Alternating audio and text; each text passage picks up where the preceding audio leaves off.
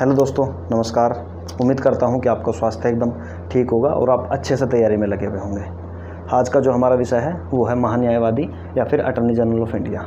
दोस्तों, attorney general of India क्यों होते हैं, ऐसी क्या ज़रूरत पड़ी कि इनको रखा गया, इनके कार्यकाल किस प्रकार का होता है, कितना कार्यकाल होता है, त्यागपत्र किसको देते हैं, इनके लिए योग्यता क्या है और बाकी सब चीज़ें के बारे में डिटेल से चर्चा करेंगे। लेकिन उससे पहले मेरी एक छोटी सी आप सबसे रिक्वेस्ट है, निवेदन है या मेरी अपेक्षाएं हैं। दोस्तों, जैसे मैंने पहली वीडियो में ही आप सबको बताया था कि मैं स्वयं सरकारी सेवा में हूं और उम्मीद करता हूं और ईश्वर से कामना करता हूं कि आप सब भी बहुत जल्द सरकारी सेवा में होंगे, एक अच्छे पद पर सरकारी सेवा में नौकरी करेंगे। और लेकिन मेरी एक छोटी सी रिक्वेस्ट है कि मेरे चैनल को सब्सक्राइब अभी तक बहुत लोगों ने नहीं किया है, वीडियो देखते हैं लेकिन सब्सक्राइब नहीं करते।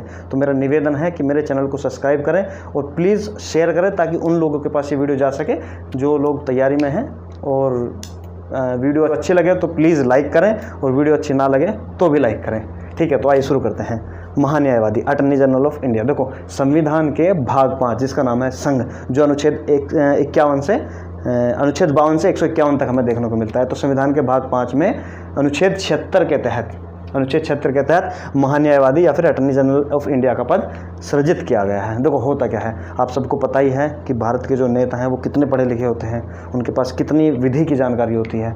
अब होता क्या है, अगर छोटी से छोटी सरकारी नौकरी की भी बात करें तो उसमें भी शैक्षिक योग्यता फिक्स होती है कि आपको इतना पढ़ा लिखा होना चाहिए, 8वीं पढ़ा लिखा होना चाहिए या फिर 10वीं या 12वीं या फिर ग्रेजुएशन वगैरह। लेकिन नेता बनने के लिए आपके पास कोई शैक्षिक योग्यता की आवश्यकता आपको नहीं होती। तो होता क्या है, मान लो जो नेता हैं, अब जो लोकसभा है या राज्यसभा है, कोई बिल बनाया या फिर कोई विधि बनाई और या बिल बनाया, विधि बनाई, कानून बनाया, तो उसके बाद क्या होगा, सुप्रीम कोर्ट से उसे चुनौती दे दी जाए। इन्होंने कोई बिल बनाया तो सुप्रीम कोर्ट से उसे चुनौती दे दी जाएगी। अब इस चुनौती से बचने के लिए उन्होंने एक ऐसे समाधान ढूंढा या एक ऐसे व्यक्ति की तलाश की जिसके पास ये सारी जानकारी हो, जो सुप्रीम कोर्ट की चुनौती को सहन कर सके, इन्होंने बता सके क्या विधि सम्मत है और क्या विधि सम्मत नहीं है। तो उसी समस्या से निजात पाने के लिए उन्होंने एक महान्यायवादी का पद सृजित किया है। यानी हम निष्कर्ष निकाल सकते हैं कि जो महान्यायवादी होते हैं भारत सरकार के महान्यायवादी, इनके बारे में लिख सकते हैं, ये भारत सरकार के प्रथम महान्यायवादी, भारत सरकार के प्रथम विधि अधिकारी होते हैं। सॉरी, ये चल नहीं रहा, ये ठीक है, विधि अधिकारी, भारत सरकार के प्रथम विधि अधिकारी होते हैं। देखो, प्रश्न ऐसे पूछा जा सकता है एग्जाम में, भारत सरकार के प्रथम विधि अधिकारी कौन होते हैं? प्रधानमंत्री होते हैं, राष्ट्रपति होते हैं या फिर अटॉर्नी जनरल ऑफ इंडिया हो सकते हैं। तो आंसर क्या होगा, अटॉर्नी जनरल ऑफ इंडिया। या फिर अभी क्या करेंगे, सुप्रीम कोर्ट से जो है चुनौती उसे बचाएंगे भारत सरकार को, तो क्या होते हैं, ये भारत सरकार के कानूनी सलाहकार होते हैं।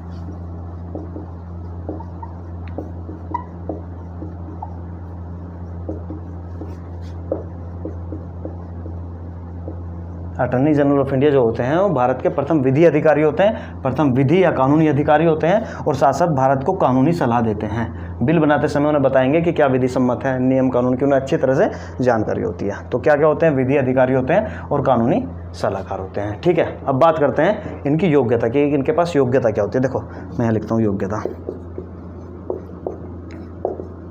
चुनौती कहाँ से मिल रही थी, सुप्रीम कोर्ट से।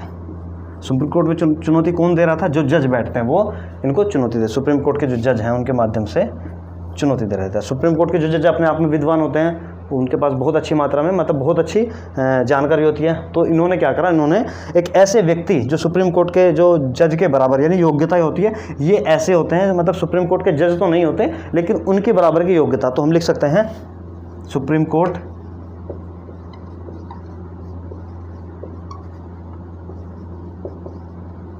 बराबर, हम लिख सकते हैं जो इनकी योग्यता है वो सुप्रीम कोर्ट के जज के बराबर, यानी वो व्यक्ति सुप्रीम कोर्ट के जज बनने के लिए भी एलिजिबल हो और वही व्यक्ति महान्यायवादी बन सकता है जो सुप्रीम कोर्ट के जज बनने के लिए लायक होगा। ठीक है, ताकि वो मतलब सुप्रीम कोर्ट की चुनौती को भी चुनौती दे सके। ठीक है, तो योग्यता में समझ गए, सुप्रीम कोर्ट के जज नहीं होते लेकिन उनके बराबर की योग्यता इनके पास होती है। ठीक, योग्यता होगी। नियुक्ति देखते हैं, इनकी नियुक्ति कौन करता है। देखो, इनकी नियुक्ति राष्ट्रपति के द्वारा होती है। राष्ट्रपति के द्वारा नियुक्ति पूछी जाती है। जो महान्यायवादी होते हैं उनकी नियुक्ति किसके द्वारा की जाती है, तो राष्ट्रपति के द्वारा। लेकिन करते किसके सलाह पर है, मंत्रिपरिषद की सलाह पर, यानी भारत सरकार के अनुसार ही राष्ट्रपति इनकी नियुक्ति करते हैं। नियुक्ति और निर्वाचन अलग अलग होता है, आपको पता ही है, ठीक है। तो नियुक्ति कौन करते हैं, राष्ट्रपति। योग्यता किसके बराबर होती है, सुप्रीम कोर्ट के जज के बराबर। सुप्रीम कोर्ट के जज की जो योग्यता है वो क्या है, जब हम सुप्रीम कोर्ट पर वीडियो बनाएंगे तब आपको बताएंगे। अगर अभी बताएं तो वीडियो ज़्यादा लंबी हो जाएगी, ठीक है। तो योग्यता सुप्रीम कोर्ट के जज के बराबर, नियुक्ति राष्ट्रपति के द्वारा। अब देखते हैं कार्यकाल। इनका कार्यकाल कितना होता है। देखो, इनके कार्यकाल में संविधान में कुछ नहीं लिखा हुआ, नील, कोई कार्यकाल फिक्स नहीं है। तो इसके बारे में एक शब्द आता है, यह है राष्ट्रपति के प्रसाद पर्यंत पद, यानी इनका जो पद है वो राष्ट्रपति का प्रसाद पर्यंत पद है, ठीक है, याद रहेगा, प्रसाद पर्यंत पद। देखो, प्रसाद पर्यंत पद का तात्पर्य क्या होता है। प्रसाद पर्यंत पद का तात्पर्य यह होता है कि ये राष्ट्रपति की इच्छा के अनुसार कार्य करते हैं। राष्ट्रपति जब चाहें अपनी इच्छा से इन्हें पद से हटा सकते हैं और जब चाहें इन्हें पद पर रख सकते हैं। तो सिर्फ किसकी इच्छा पर, राष्ट्रपति की इच्छा के द्वारा ये पद पर रखे जाते हैं, राष्ट्रपति की इच्छा के द्वारा पद से हटाए जाते हैं। तो इनका कोई कार्यकाल फिक्स नहीं होता। 5-6 साल एग्जाम में पूछा जाता है कि जो अटॉर्नी जनरल ऑफ इंडिया होते हैं उनका कार्यकाल कितने वर्ष का होता है, 5-6, या फिर राष्ट्रपति के प्रसाद पर्यंत पद। तो हिसाब याद रखना, राष्ट्रपति के प्रसाद पर्यंत पद। तो यह एक प्रसाद पर्यंत पद है, ठीक है। तो योग्यता हो गया, नियुक्ति होगी, कार्यकाल। अब बात आती है त्यागपत्र की। मैं यहाँ लिख देता हूँ, या इसको साफ कर देता हूँ, चलो यहाँ लिखते हैं त्यागपत्र। तो दोस्तों, अपना त्यागपत्र किसको देते हैं, ये अपना त्यागपत्र ये देते हैं राष्ट्रपति को। अपना त्यागपत्र राष्ट्रपति को देंगे। योग्यता सुप्रीम कोर्ट के जज के बराबर। बहुत छोटा सा टॉपिक है और बहुत ही आसान है, ठीक है। राष्ट्रपति के जज के बराबर। नियुक्ति की बात करें तो राष्ट्रपति के द्वारा, और कार्यकाल की बात करें तो कोई कार्यकाल फिक्स नहीं है। और त्यागपत्र किसको देते हैं अपना, जब इनको लगता है कि हम इस पद पर अच्छी तरह से काम नहीं कर पा रहे तो अपना त्यागपत्र राष्ट्रपति के समक्ष प्रस्तुत कर देते हैं और राष्ट्रपति स्वीकार कर लेता है, ठीक है। अब बात आती है वेतन तथा भत्ते।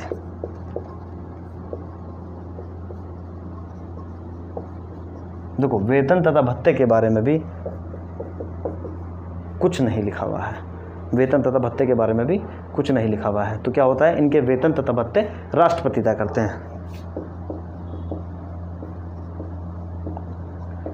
के द्वारा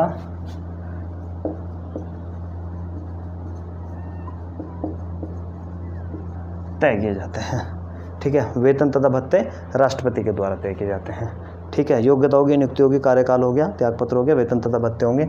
अब बात करते हैं इनकी शक्तियों की। इनकी शक्तियाँ क्या क्या होती हैं, ठीक है। देखो, मिटा देता हूँ मैं इसको।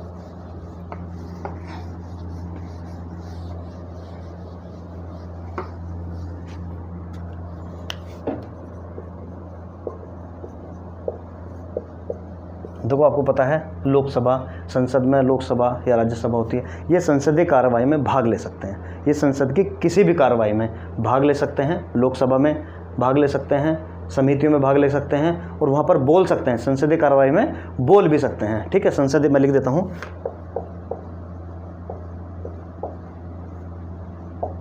देखो संसद की बात आई तो लोकसभा और राज्यसभा दोनों की बात है। संसदीय कार्यवाही में शामिल हो सकते हैं,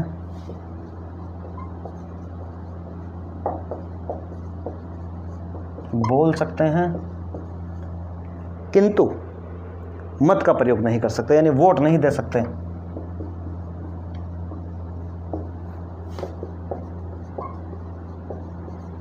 ठीक है, क्योंकि ये विधि अपने आप में, विधि सलाहकार हैं सरकार के, विधि की अच्छी नॉलेज इनके पास होती है, विधि का अच्छा ज्ञान इनके पास होता है, तो किसी भी कार्रवाई में शामिल हो सकते हैं, वहाँ पर बोल सकते हैं, लेकिन वोट का प्रयोग नहीं करेंगे, मत का प्रयोग नहीं कर सकते। ये इनकी पावर है, ठीक है। दूसरी बात अगर मैं कहूँ तो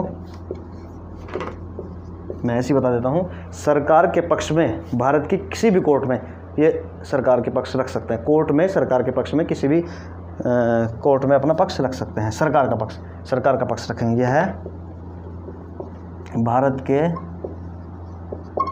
किसी भी, चाहे वो हाई कोर्ट हो चाहे वो सुप्रीम कोर्ट हो, यह भारत के किसी भी न्यायालय में